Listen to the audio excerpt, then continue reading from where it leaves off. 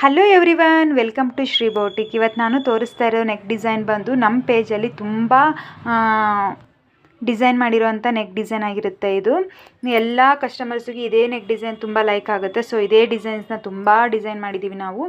ಹಾಗೆ ಇದ್ರದ್ದು ಸ್ಲೀವ್ಸ್ ಬಂದು ಈ ರೀತಿ ಕಟ್ ವರ್ಕ್ ಪ್ಯಾಟರ್ನಲ್ಲಿ ಬ್ಲೌಸ್ ಪೀಸ್ಗೆ ಈ ಥರ ಬಂದಿತ್ತು.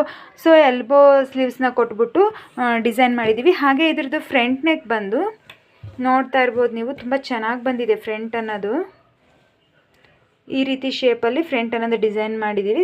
ಮೇಲ್ಗಡೆ ಸ್ವಲ್ಪ ಶೋಲ್ಡರ್ ದೊಡ್ಡದಾಗಿ ಕೊಟ್ಬಿಟ್ಟು ಇಲ್ಲಿ ಕಮ್ಮಿಂಗ್ ಸೈಡು ನಾವು ಒಂದು ಸ್ವಲ್ಪ ಶಾರ್ಟಾಗಿ ತೊಗೊತೀವಿ ಶೋಲ್ಡರ್ ವಿಡ್ತ್ ಅನ್ನೋದನ್ನು.